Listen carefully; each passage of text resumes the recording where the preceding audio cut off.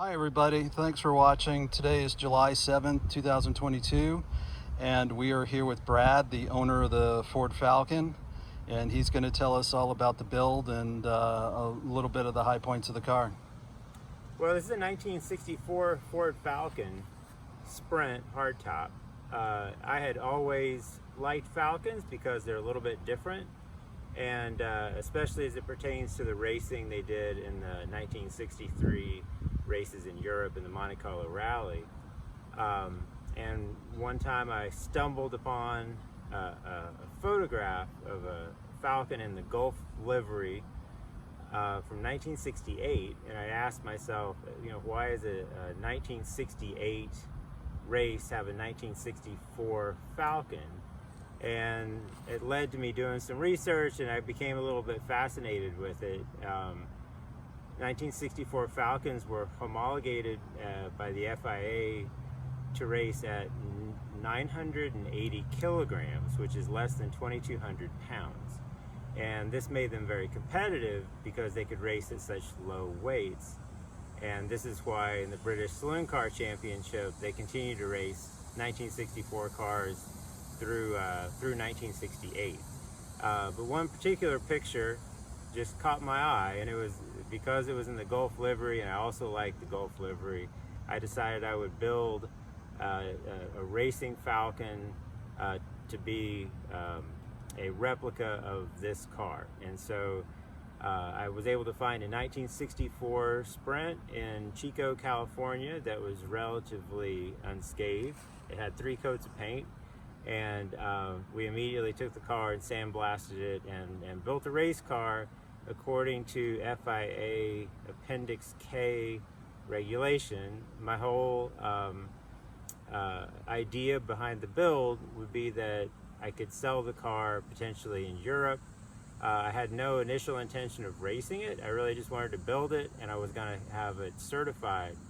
But then after the build, I started racing it. So VDCA and SVRA regulations are the same, and originally I had a date-coated block with a wet sump and skinny tires and drum brakes and in the back, and I quickly figured out that to be competitive in Group 6 vintage racing, that I was going to have to change some things. So the original build was in 2014, the original race was 2015, and between 2015 and now, there have been a number of modifications made to the car to be consistent with what is allowed with SVRA Group 6 racing. And currently the car is eligible for Group 6, it's eligible for SVRA or any vintage group. However, it is not an original race car with a racing pedigree. So it has been competitive. It does have a new engine. The current engine has 13 hours. The current engine is a dry sump engine that is a 289. It's not a 302. This was built by Carlquist Competition Engines, which is in Connecticut, and they have a great reputation, and the engine is fantastic. There's a picture of the dyno sheet in the description, but certainly well over 500 horsepower at about 8,000 RPM, which is really about what is probably average in Group 6 SVRA racing. So this is a walk around of my car. I should mention I've done only 12 races since 2015.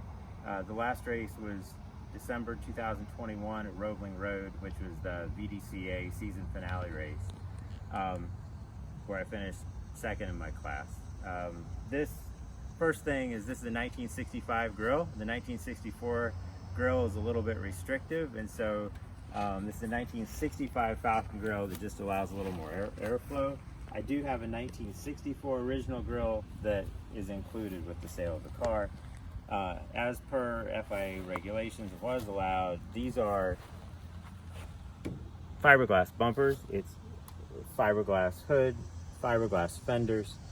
The air dam at the bottom is a TA modification, which is allowed in the Trans Am class of SVRA, and that can obviously be removed.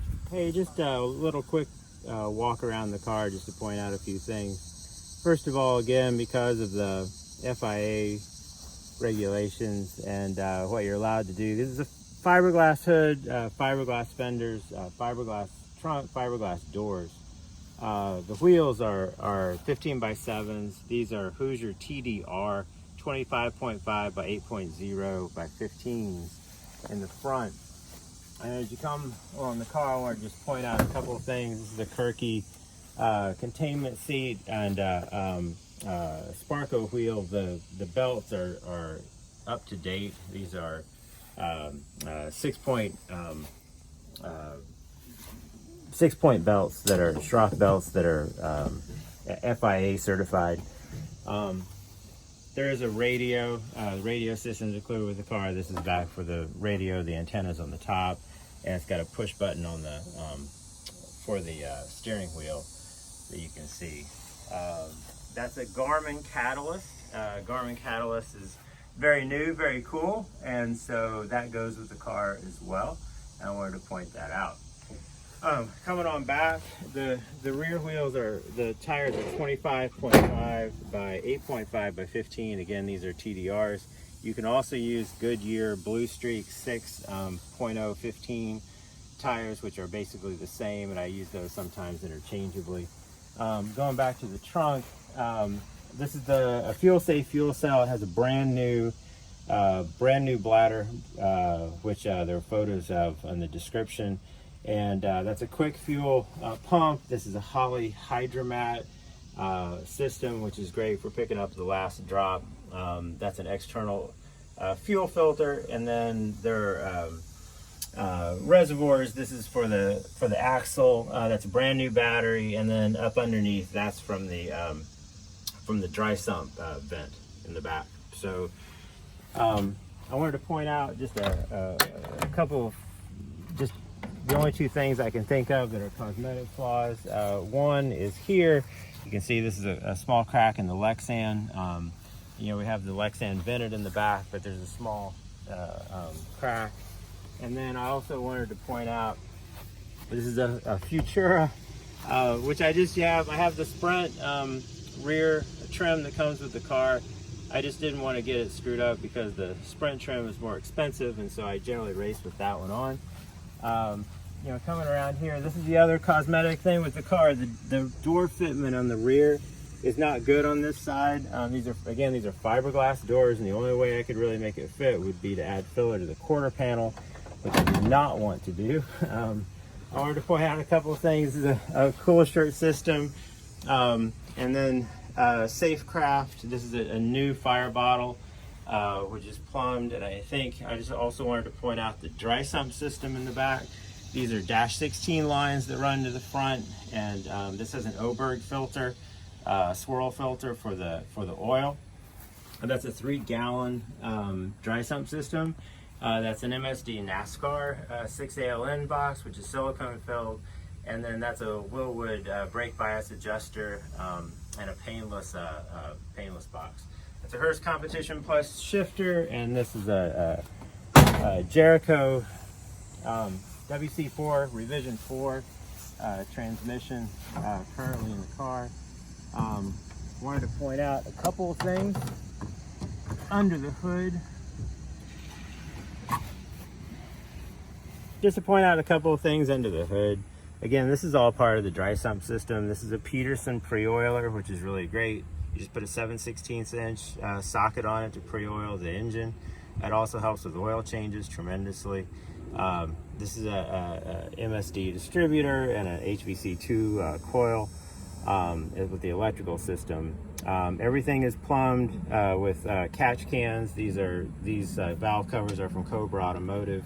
I wanted to point out the cooling system. There's an external oil cooler here, and then this is a Howe radiator that also has cross flow oil cooler built into it, which is all this plumbing here. I also wanted to point out this is the Monte Carlo bracing. This was done by Riggins Engineering. It basically is it adds a lot of stability to the front end for sure. This is completely detachable, which makes working on the engine pretty easy. Those are QA1 shocks, and they're 800-pound springs in the front. I also wanted to point out this is a Willwood system. These are separate master cylinders for the front and rear, and then the third is McLeod hydraulic throwout bearing in the front. So I think those are the main things I wanted to point out in the front of the car. So that's my car. I did want to mention this is a little bit unique. Most cars are not ready to go. This one is, so it really needs nothing. It is Group 6 legal, SVRA. Group 6 is a whole lot of fun. You can get in and go race. It's very unique and crowd pleaser for sure. There are many more details in the photos and details available upon request. Good luck bidding, and thank you very much for watching my video.